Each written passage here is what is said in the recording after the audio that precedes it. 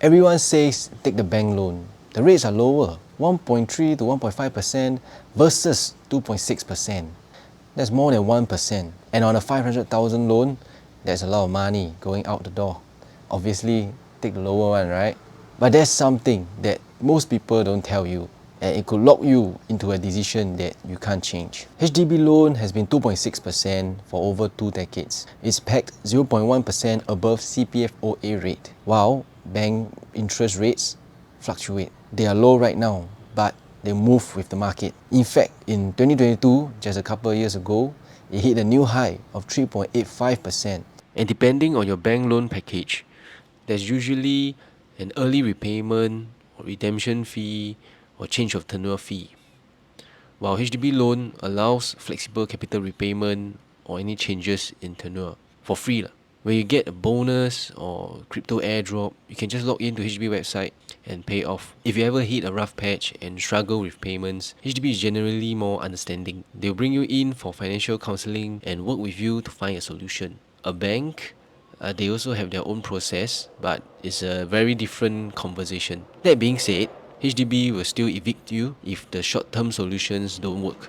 If you start with bank loan, you cannot switch to HDB loan. That option closes when you choose the bank loan first. If you start with HDB loan and thereafter change to a bank loan, you can do so, but you can't swap it back.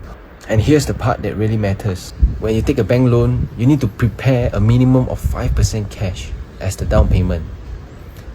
And for $800,000 HDB flat, that's 40,000 cash you need to stand by. If you take a HDB loan, you just need to stand by a minimum of $5,000 for the deposit, assuming there's no cashable valuation and you have enough funds to cover the purchase. That's a big difference, especially when you need to prepare for other costs such as renovation. Look, I'm not saying bank loans are bad. For the right person in the right situation, it makes total sense to go for bank loan. Number one, if you are totally comfortable even if the interest rates go up.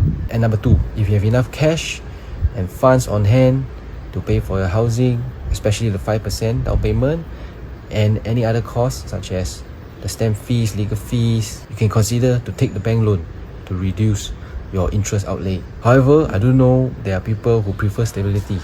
They don't want surprises, so they would rather take the HDB loan. If you're ready to make a move and you prefer someone to be with you and help you all the way to get your keys, let me know, 833-0360.